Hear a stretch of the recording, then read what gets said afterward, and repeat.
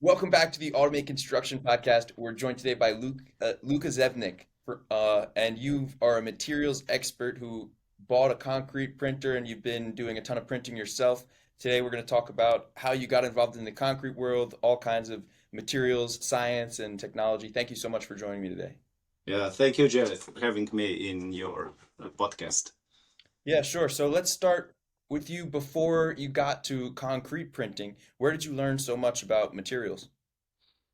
Also, my whole career of a chemical engineer is actually connected with construction chemistry. So I did a PhD in chemical engineering on other field, but then as soon as I went to a company to get a job, I started with construction chemistry, and this was around 15, 16, 17 years ago. And yeah, slowly I began with the chemistry and with the admixtures, and then slightly with also with experiences and with everything. I get into the concrete world, so I know a lot of about chemistry of construction materials, as well as what concrete is as a material, as a construction material with construction characteristics. And yeah, all these together give me some good background what I'm doing now. So 3D printing is very new, and because of that, a lot of material issues are unsolved and unknown. So when it And comes yeah, to construction materials, I guess from my perspective, the only thing I think of is concrete, but what other construction materials might you be doing chemical engineering with? so a construction chemistry is a very large area, and it covers not only cement but also other hydraulic binders. So everything which connects with water, so binds with water. And this is not only Portland cements. There are other cements, and there are also non-cements. It could be lime, it could be gypsum, it could be a lot of different stuff. But sure, cement and Portland cement is very known because I mean it's the most abundant man-made material on Earth. But the cement is not everything nowadays. When you would like to do some crazy stuff, let's say doing concreting in very high temperature or very low temperature, or I mean in a city when you have just few hours close that you could close the roads. So all these aspects are connected with the chemistry of Portland cement. So that means how fast a hydration, that is the reaction with the cementitious materials and the water, goes. So it could go slowly or very fast. And this is sure recognized by analytical chemistry, and also in a construction lab with measuring hardness. But we achieve that characteristics with special chemicals, and these chemicals are called admixtures, and these admixtures could be in liquid or in powder form. So you can use it as liquids in a concrete plant, just adding the materials, adding the liquids to a concrete mixer, or you can formulate the powder binder. So I mean, there are different ways how to manipulate with the chemistry of Portland cement. And the main admixtures, you got accelerants, retarders, you have super plasticizers, Mm, you also have fibers. I guess I would put in a separate category than those other three yes. things. What is there another category of admixtures besides those four? Oh, sure. I mean, there are, I don't know, maybe 10 categories, but for sure, most known and most important are the group of plasticizers and super plasticizers. Mhm. So probably today there is almost probably 80-90% of all Portland cement which is used in combination with the plasticizer and super plasticizer, and this is due to the extreme efficiency of these chemicals because it can reduce water. So if it can reduce water, it can reduce strength. So maybe you can put less cement than you should in a mix, and so you gain some money, you make some profit out of it. So yeah, today super plasticizers are inevitable in construction industry. And yeah, it's not the only, but it's by far the largest group of admixtures. So Not just yes, money too, the environment as well. Cement is the biggest environmental factor. sure, sure, And sure. also, um, yeah, that's critical. I think I'm super excited about this, especially when you say saving on cement. That's like one of the most important things in my perspective. But I think we're getting super into the scientific details right now. For the more casual listeners' sake, can we jump into the story of how did you first learn about 3D printed construction? And then from there, what did you see? How did you decide which printer to get? Uh, what was your Yeah, story so there? when a customer, one of my previous customers called me and asked me if I can do a consulting on the subject of 3D printing of concrete, um, I said that I don't know, so I can help with the selection of materials and with, I mean, with the chemistry in the background, but I don't believe in 3D printing. So this was my answer. And actually, this perspective changed a lot in the last 1.5 years. So now I believe in 3D printing a lot because it's excellent combining digital technologies and technologies which are running. I mean, with the help of digital technology like robots in the concrete, which is still a very robust and very harsh, rough material. It's not precise material like metals or something like that. And this is a challenge. So how to combine this not so exact material like concrete is and something what is totally precise like a robot manipulation which can run with the extreme precision. I mean, below millimeters, and I mean, talking with millimeters with respect in concrete, this is crazy. So you can measure meters, you can measure centimeters, okay, and there it stops. But now we should find a way how to combine these two very different words. If only we could predict slump so accurately. Yeah, slump. So I mean, yeah. So, but yeah, we are now on a slump, which is really just a basic idea of what consistency of concrete is. And this is helpful. This is helpful to get you an idea if the concrete is pumpable or not, or if you are in a range of concrete workability that ensures you that everything will go smoothly on. Hmm. Yeah. So and I started because I already had a robot arm and I just bought a concrete pump. It's a continuous mixing pump. And I just simply start with combining a robot arm and the mixer, the continuous mixer, so continuous pumping and mixing machine. And I was able to design my own chemistry, and I started with this simple one component system. Hmm. Um, it was not that difficult because I had experiences as well as in robotics and in materials. But I soon faced limitations of materials. So a one component system, so this is a system where you use only concrete and no additional chemicals like accelerators, I mean extra as a second component. Um, you're quite limited in printing, in speed printing, in negative angles, in special shapes of your element and so on.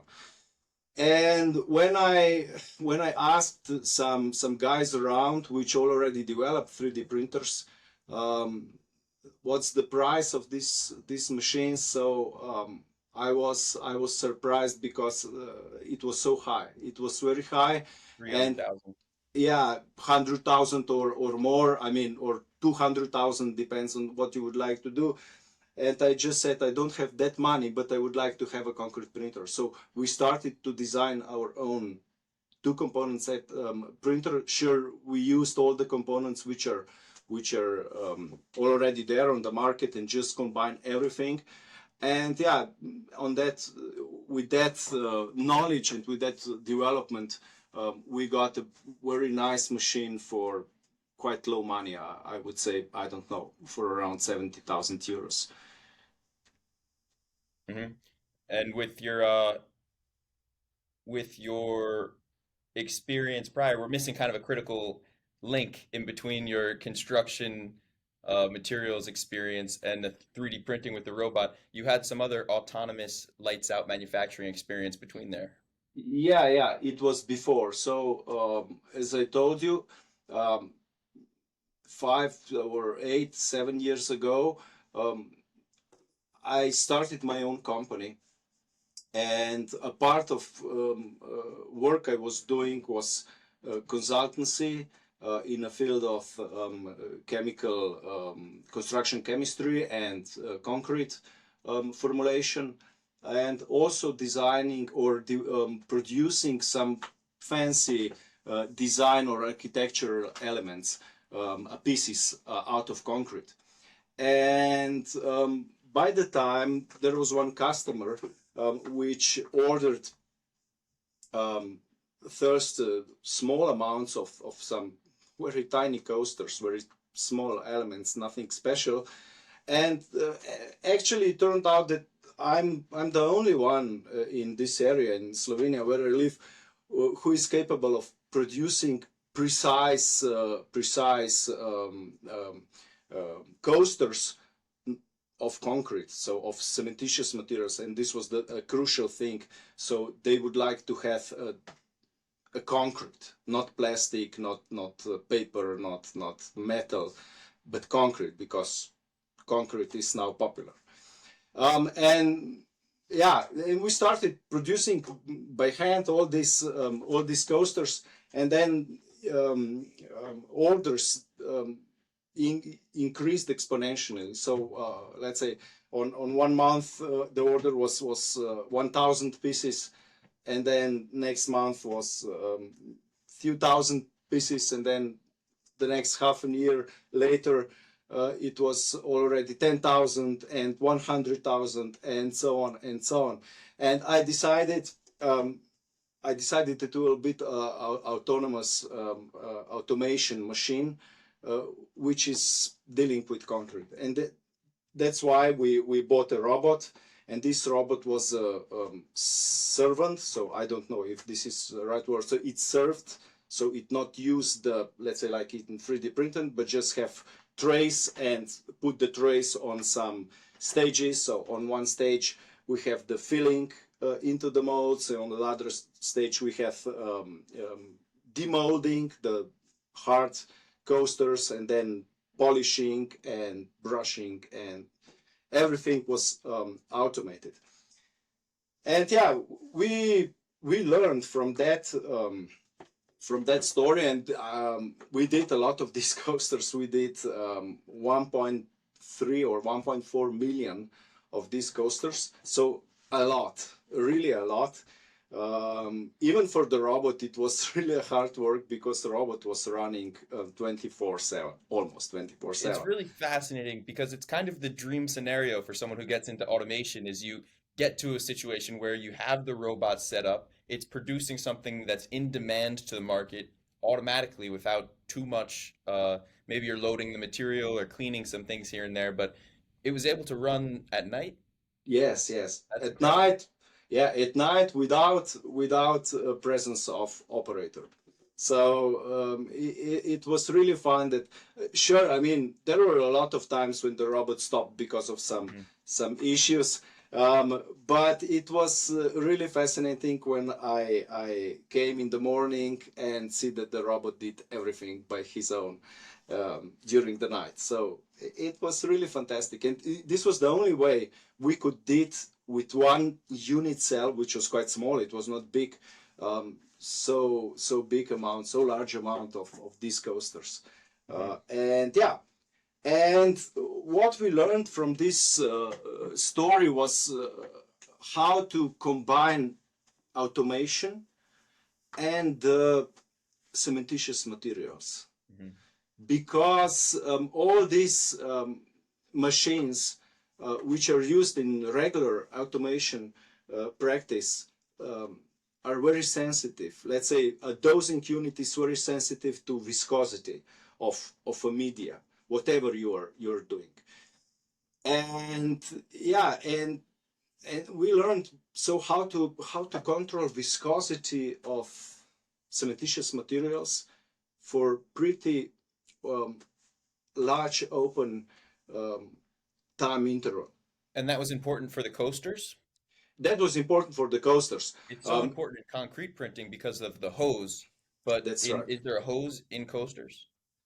No, it was not the hose because the dosing unit. So we could not buy the dosing unit. We should done it, we should did it by ourselves. So we designed, sure, with engineers which are capable of doing that. We designed some rotational mixer which has a squeeze valves, like some printers are using also these squeeze valves just to on off, to open and close the flow of concrete.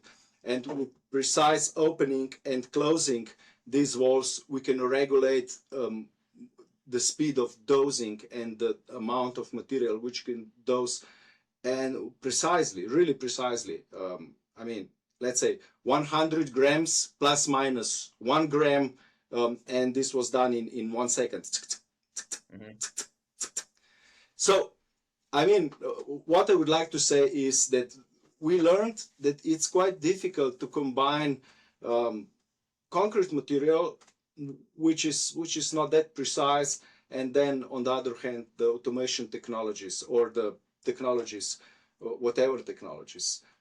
And yeah, this helped us a lot when we go into the 3D printing. So let's get into some of the nitty-gritty stuff.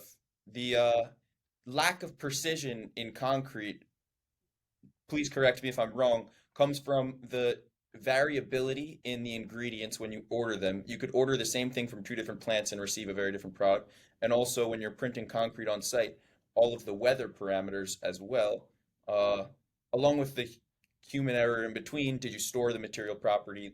How Mm, long was it stored? Did it get contaminated? Was it moisture protected? Uh, correctly. the beauty of a materials expert like yourself is you can identify these problems and figure out which of those things it might have come from to fix it. Otherwise, it's just like, okay, this is not good concrete. There's more to it than good concrete and bad concrete. Yeah, yeah. So, I mean, yes and no. We are not magicians. So, all these who work with the construction chemistry, um, we can recognize problems with concrete as you could. Um, but maybe we have some tools like some chemicals to manipulate with this concrete. But a lot of times happens that when concrete is already mixed, I mean, what you can do? Not much. So you can just go back and say, listen, next batch should be different. Put less water or more water, or put admixture or less admixture, and so on. Temperature. Sure, sure. And what is really correct, what you said is that all these parameters you had mentioned. I'm sorry. I will just switch off this thing. Um, Influence concrete a lot. So a temperature is one very important thing, because um, temperature in connection with concrete um, increases reaction rate. So, and this is called Arrhenius law. So Arrhenius law tells us that every chemical reaction will exponentially increase with increasing temperature. And yeah, and this is true also for concrete. So and now in a concrete we have I mean several or tens of parallel and consecutive reactions which can be different in the different way, influenced by temperature. So um, yeah, it's crazy. It cannot be predicted. Although at the end it's quite simple. You see and observe the concrete and say, okay, yes, it's good or it's not good. But behind that is really complicated stuff. which is not explored and which is very hard for exploring in detail. It's not like with some polymeric stuff.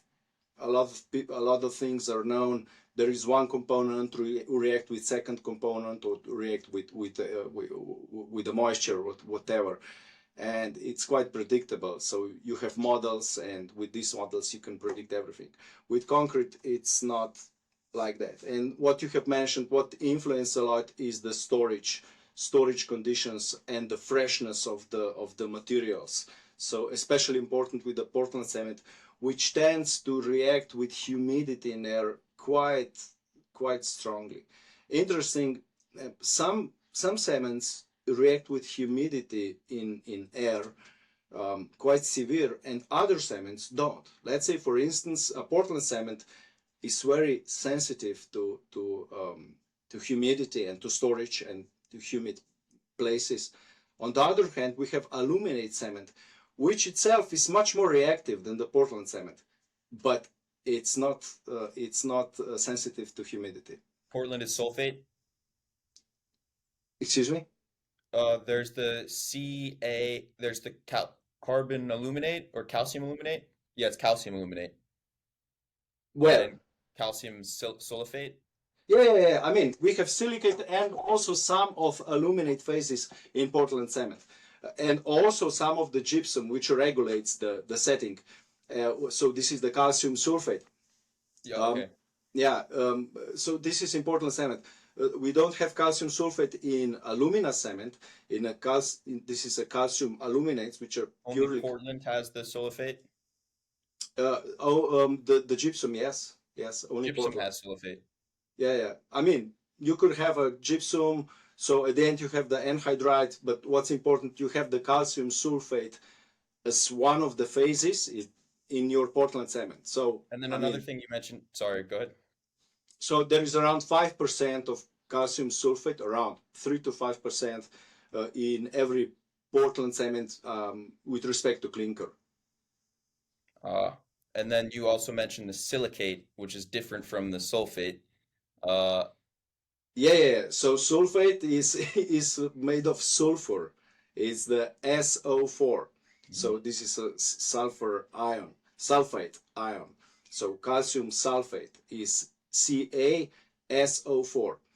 And then we have the silicates, and these are the minerals coming from silicon, element silicon.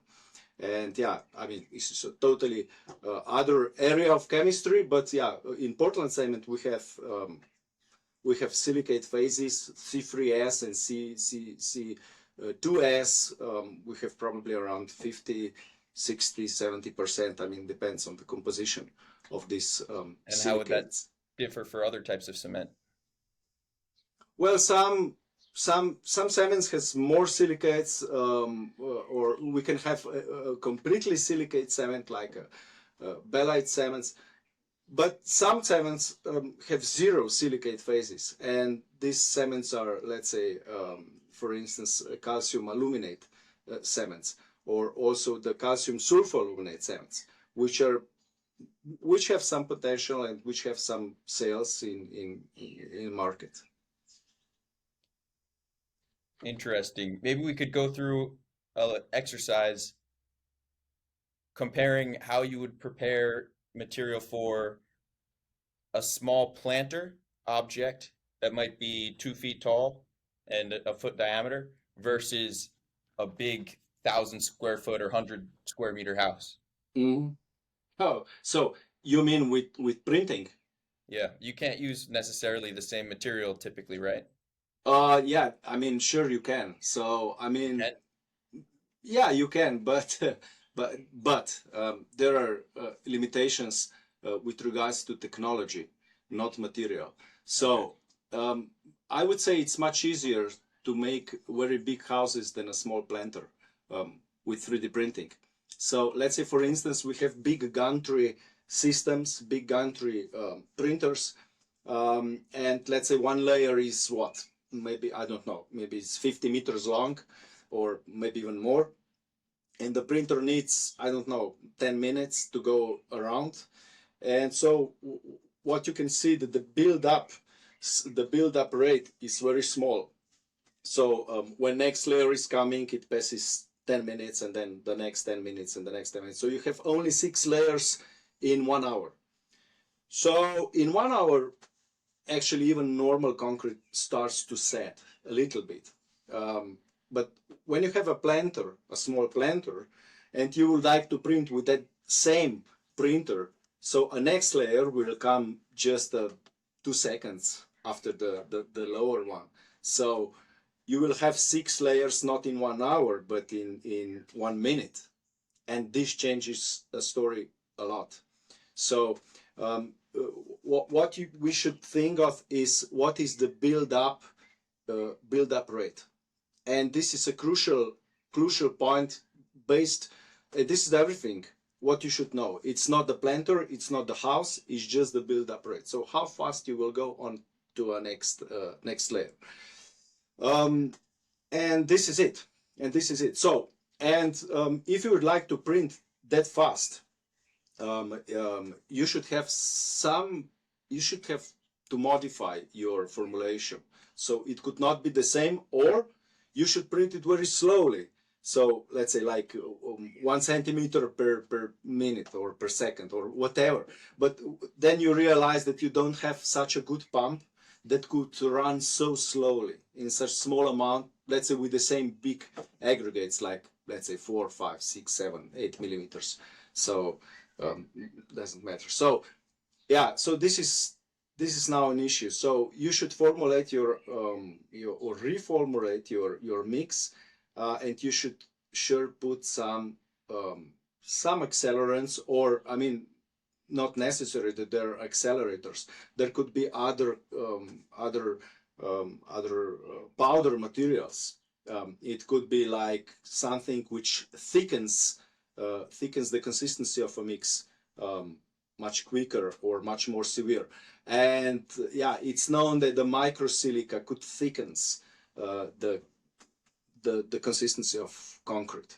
Now we've entered, you mentioned phase change. We've entered the duality of 3D printed concrete needing to flow through the hose and then also support all of the subsequent layers without any real reinforcement or supports, no formwork or anything. Yeah. Sometimes sand or gravel helps or underwater, but typically they're just printing in the open air after flowing through the hose. So how do they achieve that ability, especially 6, 7, 8 millimeter aggregate, like you were mentioning, getting it to flow through the hose and then deposit? Does the aggregate size help?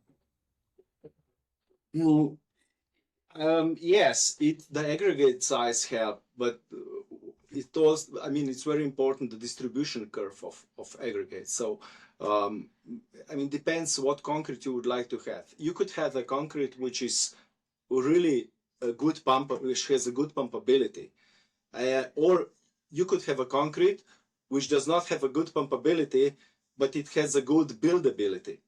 And these are two different parameters. So pumpable concrete is flowable concrete, and non-pulpable concrete is buildable concrete. So if you have a concrete which is not good in pumping, then the wear of your parts of your hoses and stator rotor, if you're doing with the stator rotor pump, will be severe. So you should have to change these components very often. That's when you have to bring a sledgehammer to break the concrete out of the hose. Yeah. Let's say, for instance, but yeah, what we should know is that today these pumping these concretes are quite strong, so they can pump material which is printable. No need to be, let's say, very flowable material. It could be, I mean, the consistency or the slump could be just, I don't know, 50 millimeters. So that means quite stiff concrete in terms of workability. And you could pump it with the So rotor stator system. Pump strength can compensate for viscosity. Yeah, can. But what is normally done is that you should you should calculate what's the I mean, what's your hydration profile? So for the hydration profile, you should know at what time, where is the concrete at certain point in time. So at time zero, okay, at time zero is in a mixer. Then in time, what, 3 minutes? Where is concrete in time of 3 minutes? Okay, it's in a pump. In a time 5 minutes, where is concrete? Okay, it's in a hose. In a time 7 minutes, it's on the nozzle. So if you know that, then you can manipulate this chemistry of concrete and say, okay, I would like that my concrete is workable from 0 to 7 minutes, and then from 7 to 8 minutes, it should stiffen. And yeah, and all this could be done with knowing the chemistry, with knowing the admixtures.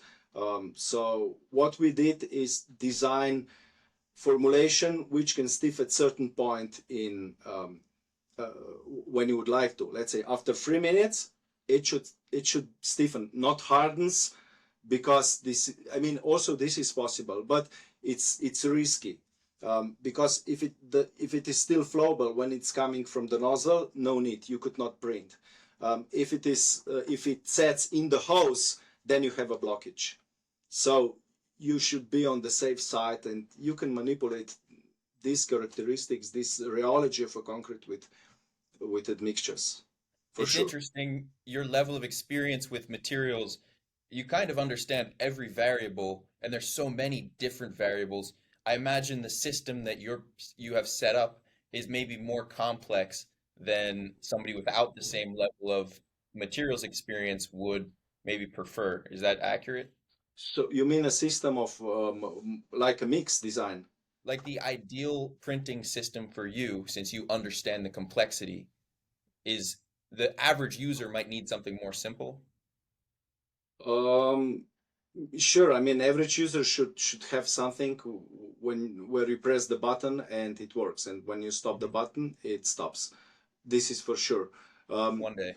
yeah, Nobody's doing that yeah, yet. yeah. I mean, it helps that you have experience with concrete. So what I have recognized is that a lot of people doing the 3D printing of concrete has nothing to do with concrete.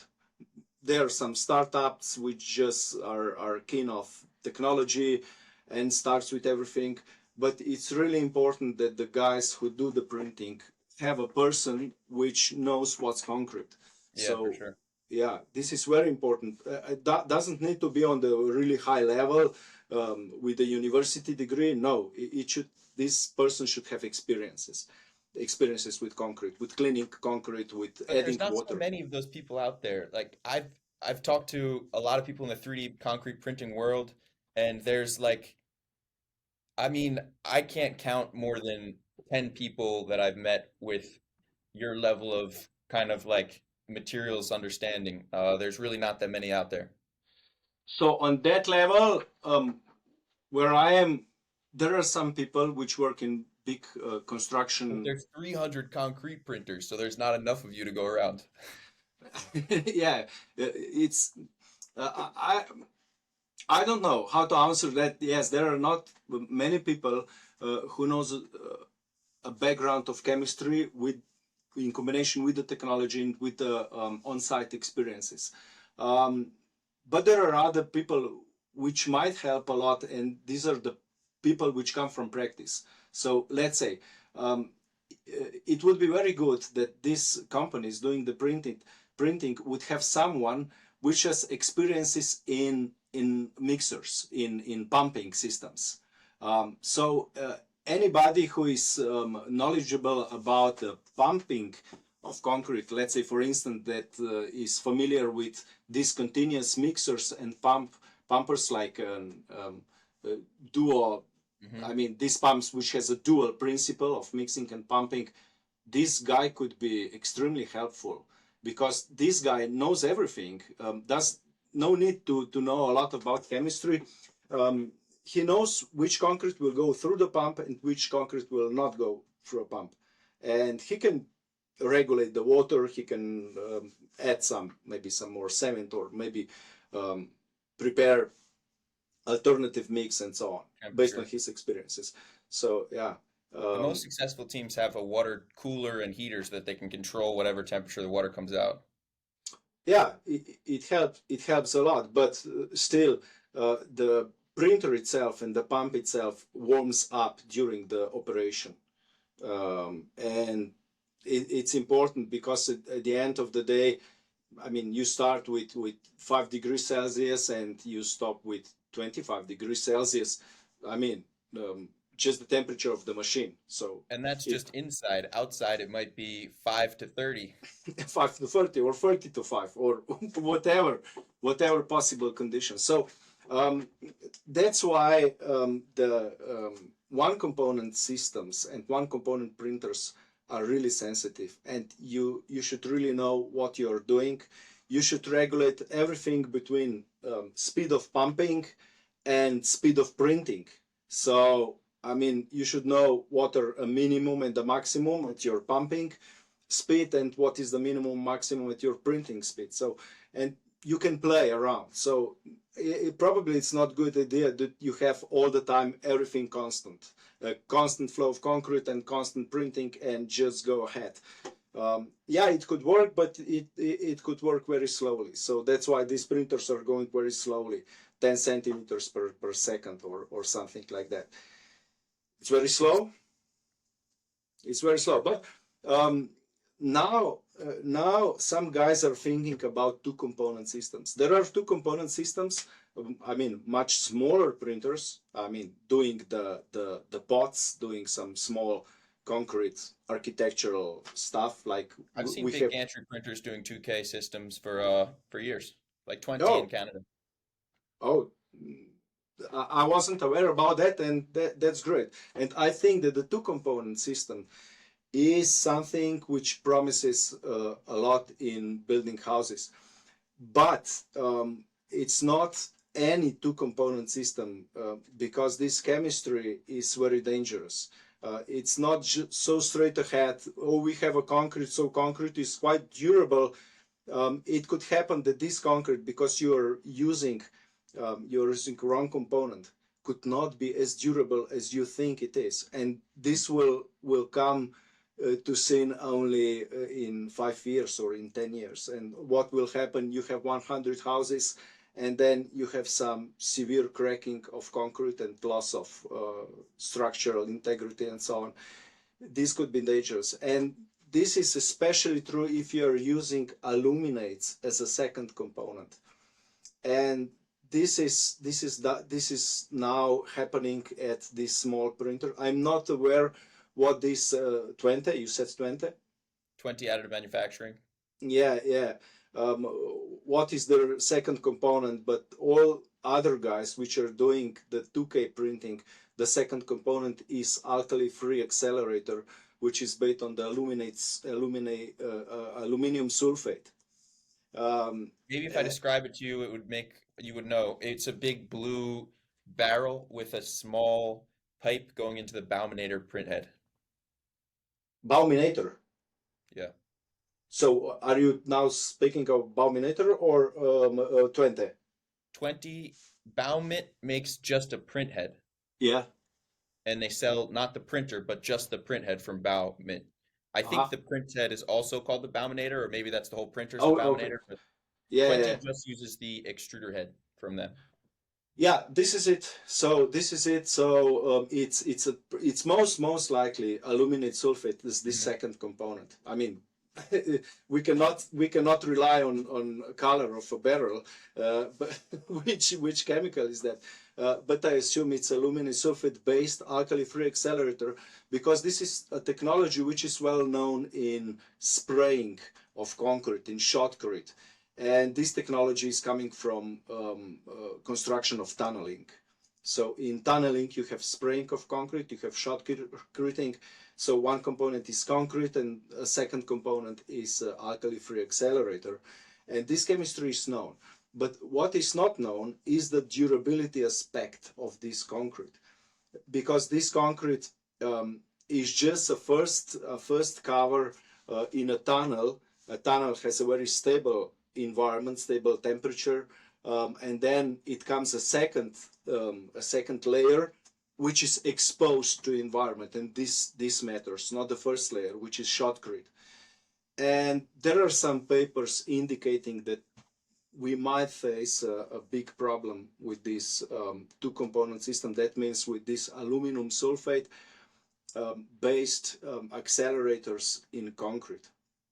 Some people think that you can do all this testing in a lab and then determine how many years the concrete will last. That seems very hard for me to believe without actually seeing the years go by. But what do you think? Yeah, so if you use a certified systems, so a certified cement, a certified sand, a certified machine testing the compressive strength, testing the water ingress or whatever there, you can predict very good. So what will be the durability of concrete? But this is based on years of experiences, of Hmm. 10, 100 years of experiences Hmm. of this industry. And now we are coming with a completely new technology, with a completely new materials. It could be new or could not be new. But what is new is for sure that this concrete is not even called concrete. Let's say for some engineers, for some civil engineers, a concrete is only a material which is certified. And we don't have certified materials because this is not concrete. Normally the printers are using, let's say, a 2 millimeter or maybe 4 millimeter aggregate size. And according to European standard, this is not a concrete. For a concrete, you should have at least 8 millimeter aggregate size. But why is this important? This is important because the lower the dimension of a sand, the larger is portion of powder materials, and that means cement or pretty much cement in a formulation. That means that, let's say, for a concrete which has a maximum aggregate size of, let's say, 32 millimeters, which is quite average in Europe, a cement dose in a cubic meter is around 250 kilograms. But if we have a material, or let's say concrete, let's say that this is concrete, which has a maximum of aggregate size of 2 millimeters, so not 32, but only 2, then a dose of a cement should be around 1000 per cubic meter. So much more. And Hmm. that, so more cement means more problem. Um, and this is now an issue with this 3D printing material. Not only this, so a usual concrete, let's say a concrete wall, is 15 centimeters, at least 15 centimeters thick. So our layer of printing material is maybe 5 centimeter thick. So that means that the transport phenomena of water evaporating to outside are much more severe than with the normal concrete, which additionally has molds on each side. So So that's the advantage of the larger aggregate. advantage of a larger aggregate is reducing cement quantity. So this is especially important with shrinkage of concrete. So the more is the cement dose, the bigger is the shrinkage. So the more severe is shrinkage. So the bigger is the water percentage in a material, the more severe is the drying shrinkage. So we have problems. We have problems with a lot of cement and with a lot of water. And it's weaker typically with more water. So more water, more weak concrete. Yeah, but what's also important that a lot of companies now use, let's say, 3D printing materials with water to cement ratio of, let's say, 0.35. So quite low. That means quite good and quite strong concrete. But this small water to cement ratio is so small that if you have some evaporation of water, because so I will explain you why you have evaporation of water. When you have this evaporation of water, you immediately destroy your structure and you have cracks.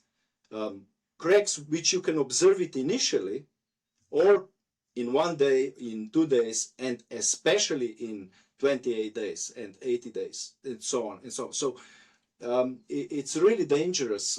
And now, as I told you, that um, I will explain you why we have severe evaporation. So if you want to have concrete which is buildable, so which is extrudable, which is printable, and so on, this concrete must somehow react with water quite fast. So not like traditional concrete we placed in a mold. We wait for 6 hours, 7 hours, and then the chemistry slowly start working, and the heat is generated, and so on. So these processes in 3D printing are much faster. And normally we want that aluminate phases in a concrete react faster, because these are the only components in our cement which could work in Portland cement. They're originally there, which could react faster than in 6 hours. They can react in 1 hour or in 2 hours or How long does the sulfate take to react? what? Say again, please. How long does the sulfate take to react? Um, Sulfate is here to regulate the setting time. So to regulate the setting time, and it's due to the aluminate phases reaction. So we want that these reactions take place not immediately, but in 6 hours, in seven Hmm. hours, because this is safe, and that's why these sulfates are in the mix, in the Portland mix, and they react with aluminum compounds in a cement. But what's the problem? If we have an early hydration reaction with aluminates and also maybe with the silicates, a tremendous heat is generated. So that means initially you have a concrete which has, let's say, 20 degrees Celsius, but after 1 hour of working, your concrete could have 25. So Exponentially more evaporation. and that means more evaporation, because normally an outside temperature is cooler, so the evaporation is really severe. So if you don't cover this structure, if you don't spray with water, you have problems in cracking. So And from a chemical standpoint, is there a difference between evaporation and then after the concrete sets for the rest of its lifetime, it's still releasing some small amount? Is that still evaporation? yeah, it is. Okay. But I mean, you have structure. Now imagine you have cheese, so a slice of cheese. If you Hmm. put a slice of cheese on a table, and the cheese dries, it could Correct. dry quite fast. It will change the shape, and it would bend and so on. Um, but if you have a hard cheese, which sure has a lot of much less water inside, then it will just slowly evaporate, and this cheese will not change the structure so fast, maybe slowly by the time.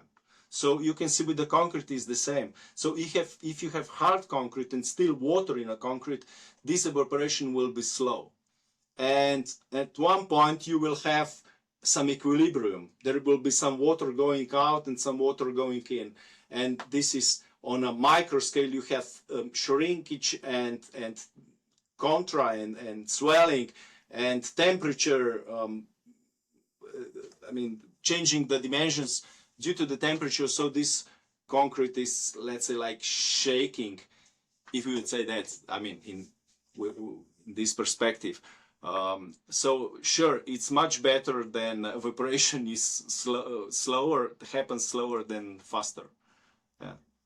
Yeah, it's really interesting too because the water, it's not so simple. It only makes the concrete weaker if it's thoroughly mixed in. After it's printed, you can have as much water outside of the mix that not mixed into the layer. I guess it doesn't permeate or thoroughly mix in well enough to make the concrete weaker. No. How does that work? So you're asking me if it is possible to print in a water bath. I guess more water makes it weaker, more water makes it stronger. Both of those statements are true. Please explain. Yeah, so yeah, it's quite hard, but okay. Um, Cement is what we already said is a hydraulic binder. That means we need water to react with these cementitious materials. So, and there is around 25 to 30% um, per a cement, per let's say a type 1 or maybe a type 2. So, cement, so I'm speaking about the EN standard. So, I'm not used to American standards. So, I mean, let's say pure clinker or a cement with a lot of clinker, you need around 25 to 30% water. So this is water to cement ratio. So 0.3 is something you need for chemical reaction. So if you would put cement and water, mix it, tight it in a plastic bag, no evaporation, then this is a perfect material. It's very strong, it's super strong and cool and everything is okay. Um, but this mixing only 30% of water with the cement, this is very stiff material. It's something that you cannot not mix it easily with a spoon. So, and for that reason, you need a super plasticizer to reduce water. But this super plasticizers make this mix flowable. So like liquid. I mean, with respect to the 3D printing, this is something which is not good. Sure. Unless you have a phase change. Yeah. Okay. Um, uh, but I think you um, explained the water thing. That's good. yeah. But because this, you need more water to mix concrete because you have also other powders and we have also aggregates and we need more water that our material is mixable and workable. And normally this water to cement ratio is around 0.4, 0.45, 0.5. I mean, depends on your mix design, on aggregate size and so on. And so we have some water which is needed for chemical reaction and some water which is needed just for to make a concrete mixable. And And reduce. Okay, yeah. And then after that, you want water to reduce the evaporation effect.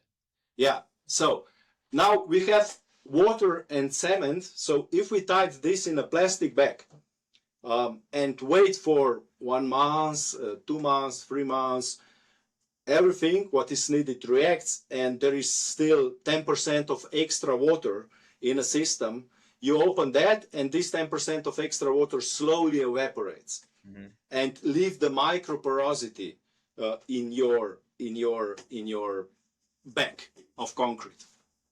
And what we already told, the later this happens, the better for the shrinkage. And the sooner this happens, there are some damages and some cracking and some bending of concrete and whatever is happening just due to non-proper curing of concrete in initial early stages.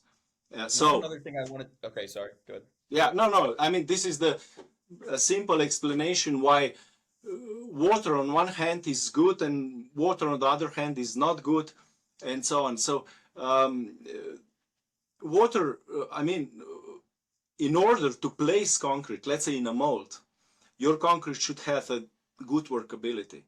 Otherwise, it would be hard to place, hard to compact. Um, you would have no chance to make a compactor, a vibrator, and compact this concrete. So it means that more water means better concrete and better concrete characteristics. Sure, to one extent. If you go beyond that, it's just worse. But I mean, just to know that having a concrete with water to cement ratio 0.35, so a little bit more than a chemical need, is not bad. It's better than having just 0.3 because at that rate you would have a stiff, sticky concrete and it would not be good for filling the molds and whatever. Yeah. Okay, so another thing I wanted to ask about is a study in 2017 by Barak Kushnevitz of Contour Crafting said that the larger aggregate size, because of the distance it has to flow through the hose, has separation. And there's a lubrication layer on the exterior of the hose where it's a lot of liquid and smaller particles, and all the larger particles end up in the center, which can create a plug flow zone or lead to clogging events. And having less consistent, you want your material to be homogeneous, not separated. Uh, can you speak to that? Yeah, this has something to do with the concrete rheology. So the concrete rheology is subject which covers how concrete is influenced when you imply some force to a concrete. So if you do the shearing, if you pump the concrete, and so on. And a concrete which is not properly designed tends to segregate, tends to bleed. It could tend to segregate without any special force, just because of gravity. The big stones are falling down and the water is going up. Um, uh, but I mean, when you study the rheology, you should have the whole range of this, we are calling the shear rates. So how severe is mixing of concrete? I mean, when it flows. So, for instance, we can think about pumping. So it's going. Let's say if you have a piston pump, you have a strong press, and it flows the concrete to a hose, and then the hose is flowing um, through a hose. The concrete is going through a hose, and if the concrete is not properly designed and it has some tendency to segregation, even if you don't observe it when it's at rest and you're saying, oh, it's good concrete, it might segregate when you pump. Um, and this is what probably this study is talking about. So, but it's not necessary that your concrete, which is used for 3D printing or for whatever application, is segregated. But on the other hand, you always have a wall effect on concrete. That means you could not have a big aggregate on a wall, so you always have a water or a layer of cement and water. So when you have a mold and you place the concrete in a mold, you see a super flat surface. It's water and cement, no big aggregates, because the aggregates are behind that. So, but according to my experiences in practice, I would say that pumping concrete through a hose, if the concrete has a good consistency or good rheological properties, it's never segregating. Hmm. So you I have don't one see this more. phase separation. You don't see this phase separation. So I don't know about this particular study. I should take a look what these guys are talking about, what are they studying, and yeah. But Yeah, so I'll I have to find cannot it and comment. send it to you. Yeah. Okay. Uh, the one last question I wanted to ask. So I know the all the stuff we talked about, like the 2K material, reducing phase separation. These are very complex things that people should contact you and maybe get some consulting help or bring you on the team somehow or whatever. We could talk more about the organization of and what kind of clients you're looking for after. But the I'd like to ask you, let's say there's a group of high school students that are doing a science project and they built a 3 foot or 1 meter by 1 meter by 1 meter little printer, and they want to go to the hardware store and just start printing concrete, something quick, simple. They don't have the understanding of materials like you do, so they can't deal with 2K. They don't have the complexity understanding. Um, could it be something as simple as 45% cement, uh, Sure. the rest Sure. sand, and then Yeah. 35% cement to water ratio? Yeah. Sure. I mean, everything is very simple. It's not that complicated. It starts to be complicated only when you go deep into the material. So otherwise, it's just a very simple material. So for starting printing or for starting doing concrete, you just should know that you need cement, you need Portland cement. You can buy it in a hardware store. You need sand and you need water. So for the start, this is good enough. And now sand. This is maybe a little bit tricky. Sand, you can buy normally a sand which has a different sizes, different aggregate sizes. So it could be really fine, normally from 0.1 to 0.5 millimeters, so really fine. And then coarser from 0.5 to 2, and then maybe from 2 to 3. And then the dry sand in bags, it's quite difficult to get. So what's important that it should be dry if you're using a dry mixer, so a mixing and pumping in one unit. If it is not, it's just mixer, separate mixer and separate pump, then you can use a wet aggregate. So you can go on a concrete plant and ask, can you give me a fraction of sand? And they normally have it from 0 to 2 millimeters. So this is, I'm talking for Europe, or maybe 0 to 4 millimeters.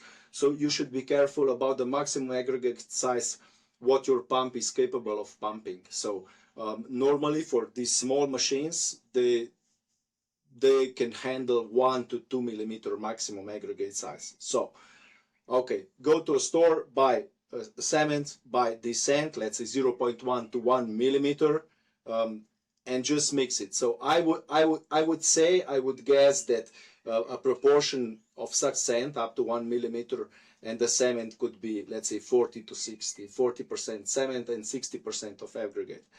And then the water. With water, you will regulate everything. So if you put water, a lot of water, let's say like 50% to cement, then you have a too flowable concrete. And just reduce water. Go from 0.5 to 0.45, maybe to 0.4. Try to mix it. If you are able to mix it, okay, then put it in a pump and see if the pump is capable of pumping this quite sticky material. And if the material is non-workable, then it is most likely that it will be buildable. And then it's just the question how many layers you would print before collapsing, because before buckling of your structure. And okay, then you say, okay, now I can print 5 layers, or I can print 1 layer per 5 minutes. So I know how big the structure should be. And I will have, I don't know, 50 layers, but I can print only 10 layers per hour. And then you just calculate and say, okay, I will print 1 hour, and then I will stop for half an hour, and then I will make another batch, and I will restart, and so on. It's very simple. It's not that difficult. The thing starts to be complicated when you try to do something really fast, or with some negative angles, or things like that. Very cool. Yeah, I think that was a pretty thorough explanation. And so, what's the ideal client look like? Who's the person who would benefit the most from your services? I guess the companies which are already printing now, but had some issues with materials, or with printing as a whole. Maybe some companies which would like to have their own material, because maybe now a company from one state is buying material from another state in big bags, Another and country. in other country, and just the transport cost maybe $100 per ton, or such things, and maybe the price of concrete is quite high. So to reduce these things, so the cost of concrete, or to improve the printing parameters, they can consult me, they can call me, and I can make some tests for them. So in my lab, in my printer, maybe they can send me some cement, some gravel, a local gravel, and I'm just doing a simple test and saying, listen, it would be nice if you would want to have, let's say, if you would like to print with I don't know 20 centimeters per second, 30 centimeters per second, that you should put some extra component, and this component you can get, I don't know, here and there, and buy from that company. And yeah, and then, but the tricky thing is that you should find a dry mix company which mix all these components in one unit, in one material, in bags. But I think that these large companies could have their own dry mix facility, so that they would have their own silo for cement, own silo for sand, and just simply mixing these two and have it stored in big bags. And this would be the most efficient way, and efficient reduction of price per cubic meter of printing concrete. Yeah, we've entered a really interesting territory. I have another appointment, and so I can't ask the question about batch plant mixers. I would love to. I could go into it a whole nother hour about batch plant mixers. We'll have to do another episode. And I think batch plant mixers have some improvements to make in the meantime before they're useful enough for that episode, perhaps as well. Yeah, but they should. I mean, because this is probably the only future. Not now, not in 1 year, not in 2 years. But if we all want that the 3D printers will come reality, and that the houses will be indeed printed commercially, then we should use existing technology. Yeah. And so what's the best way for people to follow you, keep up with your work?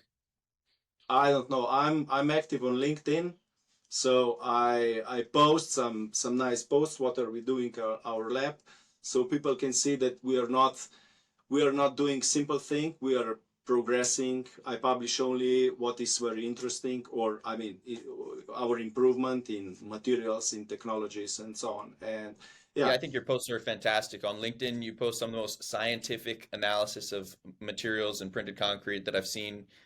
You provide all kinds of statistics and data. It's really fascinating yeah. uh, Thank you. to see. You can tell you're an expert just from your LinkedIn posts. But Uh, I'll also leave the link to your website in the description. So if they want to reach out and hire you, they can check out your website. They can go to the contact page there, yeah, shoot an email to you. yeah, Um, yeah. Very yeah, good. cool. Cool. Thank you very much, Jared, for having me. It was really nice to talk with someone who knows a lot about 3D printing. So Thank yeah, you. It was illuminating, and I think the audience will really appreciate the your expertise in materials. And maybe I think there's at least one group of students out there who's going to Home Depot after listening to this episode. okay, All right, thanks yeah, again. You're the man. okay. Thank you.